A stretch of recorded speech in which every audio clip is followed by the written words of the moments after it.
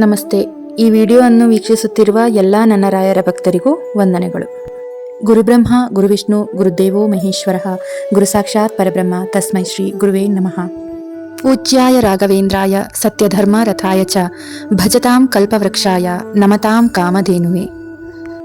ಮೊದಲಿಗೆ ನನ್ನ ಗುರುರಾಯರಿಗೆ ವಂದಿಸುತ್ತಾ ಶ್ರೀಕೃಷ್ಣಾವಧೂತರು ರಚಿಸಿರುವ ಶ್ರೀ ರಾಘವೇಂದ್ರ ಅಕ್ಷರಮಾಲಿಕಾ ಸ್ತೋತ್ರದಲ್ಲಿ ಇವತ್ತು ನಾವು 7ನೇ ಸ್ತೋತ್ರವನ್ನು ತಿಳಿದುಕೊಳ್ಳೋಣ.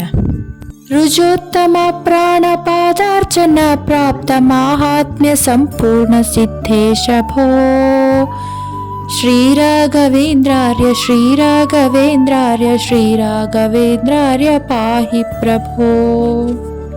ರಾಘವೇಂದ್ರ ಸ್ವಾಮಿಯನ್ನು ರು ಅಕ್ಷರದಿಂದ ಸ್ತೋತ್ರ ಮಾಡ್ತಾ ರುಜೋತ್ತಮ ಪ್ರಾಣ ಪಾದಾರ್ಚನ ಪ್ರಾಪ್ತ ಮಾಹಾತ್ಮ್ಯ ಸಂಪೂರ್ಣ ಸಿದ್ಧೇಶ ಭೋ ಅಂತ ಕೊಂಡಾಡಿದ್ದಾರೆ. ರಾಯರಿಗೆ ಇಷ್ಟೆಲ್ಲ ಮಹಿಮೆ ಬರಲಿಕ್ಕೆ ಕಾರಣ ಏನು? ಯಾರು ಇದರ ಹಿಂದೆ ನಿಂತವರು? ರಾಯರೇ ಸ್ವತಂತ್ರರಾಗಿ ಕೊಡ್ತಾರಾ? ಇಲ್ಲ, ರಾಯರು ಸ್ವತಂತ್ರರು ಅಂತ ಎಂದೂ ಹೇಳುವುದಿಲ್ಲ. ಸ್ವತಂತ್ರರು ಅಲ್ಲ ಅನ್ನುವ ಸಿದ್ಧಾಂತದಲ್ಲಿ ನಿಂತವರು.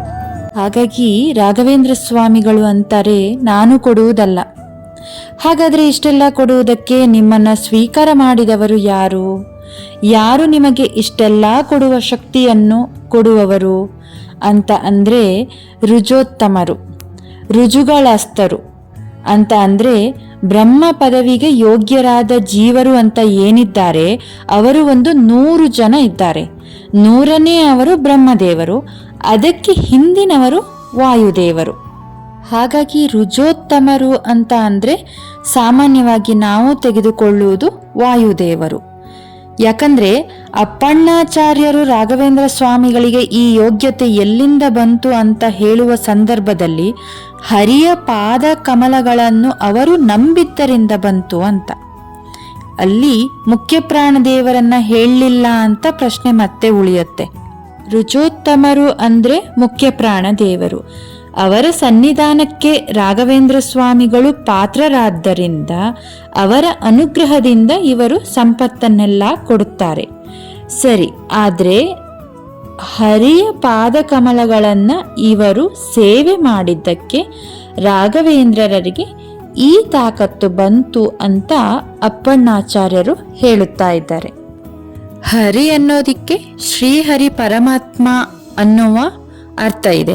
ಮುಖ್ಯ ಪ್ರಾಣದೇವರು ಅಂತ ಹೇಗೆ ಹೇಳ್ತೀರಿ?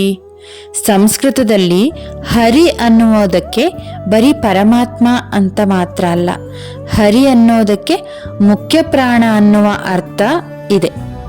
ಹರೀಂದ್ರ ಅಂತ ಕರೀತಾರೆ, ಕಪೀಂದ್ರ ಅಂತ, ಕಪಿಶ್ರೇಷ್ಠರಾದಂತಹ ಮುಖ್ಯ ಪ್ರಾಣ ದೇವರು. ಹರಿ ಅನ್ನೋದಕ್ಕೆ ಇಂದ್ರದೇವರು ಅಂತಾನೂ ಇದೆ ಕೋಶದಲ್ಲಿ. ಒಂದು ರೀತಿಯಲ್ಲಿ ಇಷ್ಟೆಲ್ಲ ರಾಘವೇಂದ್ರ ಸ್ವಾಮಿಗಳು ಕೊಡುವುದು ಹೇಗೆ ಅಂದ್ರೆ 3 ಜನ ಹರಿ ಅನುಗ್ರಹವನ್ನು ಸಂಪಾದನೆ ಮಾಡಿದ್ದಾರೆ. 3 ಹರಿಗಳ ಅನುಗ್ರಹ. ಅವರ್ಯಾರು 3 ಹರಿಗಳು? ಒಂದು ಇಂದ್ರದೇವರ ಅವತಾರರಾದ ಜಯತೀರ್ಥರು. ಅವರ ಗ್ರಂಥಗಳಿಗೆ ವ್ಯಾಖ್ಯಾನವನ್ನು ಬರೆದದ್ದರಿಂದ ಈ ಒಂದು ದೊಡ್ಡ ಸೌಭಾಗ್ಯವನ್ನ ಅವರು ಅನುಗ್ರಹ ಮಾಡಿದ್ದರು. ಆನಂತರದಲ್ಲಿ ಮತ್ತೊಬ್ಬ ಹರಿ ಅಂದರೆ ಮುಖ್ಯ ಪ್ರಾಣ ದೇವರು. ವಿಶೇಷವಾಗಿ ಪ್ರಹ್ಲಾದ ರಾಜರಾಗಿದ್ದಾಗ ಇವರಲ್ಲಿ ಸನ್ನಿಹಿತರು ಅಂತ ಶ್ರೀಮದ್ ಆನಂದ ತೀರ್ಥ ಭಗವತ್ಪಾದರು ಹೇಳುತ್ತಾರೆ. ಇನ್ನ ವಾಯುದೇವರಿಗೂ ನಿಯಾಮಕನಾಗಿದ್ದಂತಹ ಪ್ರಧಾನವಾಗಿ ಹರಿ, ಅವರ ಅನುಗ್ರಹದಿಂದ ವಾಯುದೇವರು ಇವರಿಗೆ ಕೊಟ್ಟಿದ್ದಾರೆ. ಆದ್ದರಿಂದ ರುಜೋತ್ತಮರು ಅಂದ್ರೆ ಮುಖ್ಯ ಪ್ರಾಣ ದೇವರು. ಇವರ ಪೂರ್ಣಾನುಗ್ರಹಕ್ಕೆ ಪಾತ್ರರಾದವರು ರಾಘವೇಂದ್ರ ಸ್ವಾಮಿಗಳು. ಅದನ್ನೇ ರುಜೋತ್ತಮ ಪ್ರಾಣ ಪಾದಾರ್ಚನ ಪ್ರಾಪ್ತ.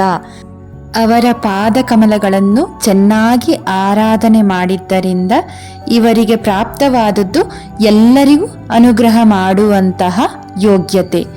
ಮಾಹಾತ್ಮ್ಯ ಸಂಪೂರ್ಣ ಸಿದ್ಧೇಶ ಭೋ.